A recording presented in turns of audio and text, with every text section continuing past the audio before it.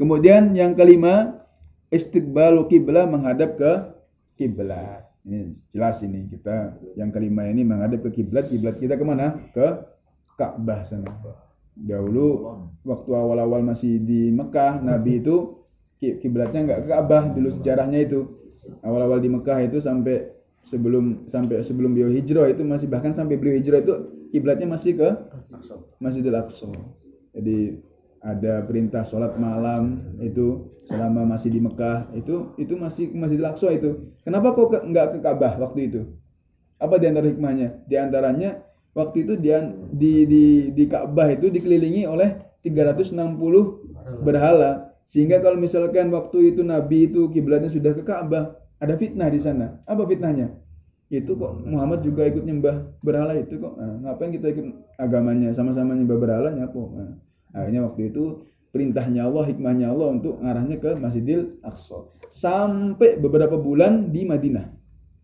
Di Madinah. Kemudian waktu itu Nabi Shallallahu Alaihi Wasallam rindu menghadap kembali ke Ka'bah, kiblatnya nabi-nabi terdahulu. Bahkan kiblatnya kakek beliau itu, bangunannya kakek beliau Nabi Ibrahim.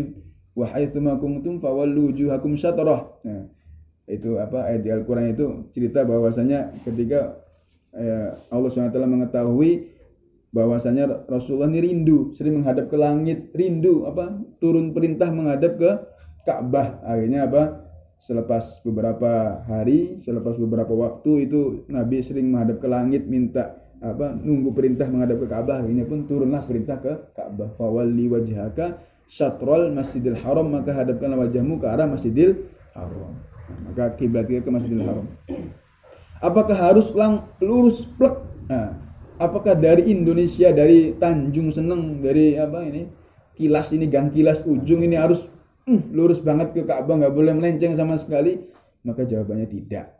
Maka para ulama itu menyimpulkan, bikin kaidah. Di antara Imam Malik membuat kaidah, kiblatnya orang yang ada di Masjidil Haram adalah Ka'bah.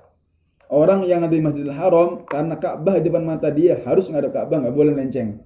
Itu kalau misalkan dia di Masjidil Haram. Nah, mudah-mudahan kita berziarah ke sana insyaallah.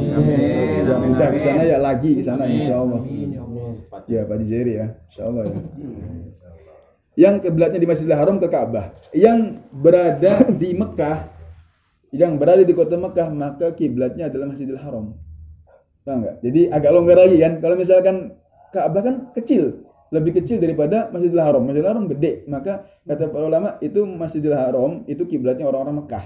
Artinya agak melenceng sedikit, yang penting masih ke sana enggak apa-apa. Yang penting masih arah ke Masjidil Haram. Nah, enggak masalah. Itu kiblatnya orang yang di Mekah ke Masjidil Haram. Nah, kiblatnya orang-orang yang ada di luar Mekah, orang Jeddah, orang Afrika, orang Indonesia, termasuk orang Asia ini adalah ke Mekah. Jadi yang penting masih ke arah Mekah sana, maka masih sah sholatnya.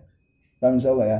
Jadi kadang-kadang ini kan ribut segala macam, udah melenceng ini lempengan bumi ini harus diluruskan lagi. Nah, maka kesimpulan para ulama itu tidak harus seperti itu. Yang penting jihad, nama istilah fikihnya jihadul kiblah. Yang penting masih arah ke sana barat, nggak sampai ke timur atau ke selatan, ya rapopo sah. Nah, seperti itu.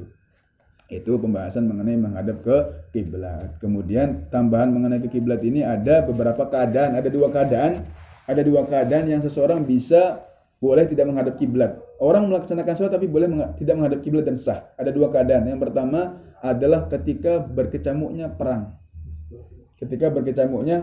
Syiddatul khauf, syiddatul qital, berkecamuknya perang. Maka yang namanya perang kan nggak mungkin kita stop. Izin sholat dulu. Nah, istirahat dulu bentar, kita izin sholat kan nggak mungkin ya. Perang dari pagi sampai sore itu ya terus gitu. Nah, maka waktu sholat, misalkan dari pagi perang kemudian masuk waktu zuhur, maka sambil mengayunkan pedang dia baca Al-Fatihah, sambil mengayunkan pedang sambil isyarat ruku, sambil mengayunkan pedang dia isyarat sujud, itu sah sholatnya walaupun menghadapnya kemana-mana. Itu keringanan dalam urusan menghadap kiblat dalam perang, seperti itu. Nah, maka ini biar tahu kan, biar seperti itu gambarannya. Jadi walaupun dalam keadaan nyawa dipertaruhkan pun sholatnya nggak ketinggalan gitu, dan itu dipraktikkan para sahabat terdahulu. Nanti ada lagi bab sholat khauf, ada lagi, itu itu ketika sholat ketika musuhnya belum datang ada lagi sholatnya. Nanti dibikin 2 barisan, yang satu itu nanti ikut imam, yang satu gerakannya agak lambat. Itu masya Allah, itu pembahasan fikih begitu jelas, begitu detail. Nanti akan diterangkan dalam bab perang sholat ketika musuh belum datang. Nah, ada pembahasannya. Nah, ini kalau yang ini musuh sudah datang udah keadaan perang. Nah, emang fikih luar biasa, semuanya sudah dikumpulkan. Nah, kemudian itu keadaan yang pertama, kita boleh tidak menghadap kiblat. Kemudian yang kedua yaitu ketika perjalanan. Ketika perjalanan dan khusus untuk sholat sunnah. Ketika perjalanan dan khusus untuk sholat sunnah. Karena Nabi dulu itu kalau misalkan sholat sunnah, maka beliau sambil naik kendaraan sambil sholat sunnah. Sebisa beliau misalkan ruku ya agak bungkuk dikit, sujud agak lebih ke bawah lagi gitu. Jadi sholat sunnah misalkan kita istiqomah sholat duha, kemudian bis sudah mau berangkat, travel sudah mau berangkat, nggak boleh dilambatkan, nggak boleh tunggu orang banyak, nanti kamu telat di mana orang banyak, maka nggak masalah. Yang penting wudu, dalam kondisi wudu kita naik kendaraan, di atas kendaraan kita sholat sudah sah, sholat duha sah, karena itu sholat sunnah, maka ada keringanan tidak menghadap kiblat. Karena dulu Nabi seperti itu, Nabi di atas kendaraan sholat sunnah, nanti ketika sholat wajib turun Nabi turun, kemudian cari arah kiblat, sholat seperti biasa. Tapi sholat sunnah seperti biasa, sholat sunnah tetap di atas kendaraan. Jadi maka sah sholat sunnah di atas kendaraan itu sah walaupun tidak menghadap ke kiblat. Itu keringanan seperti itu. Wallahu a'lam.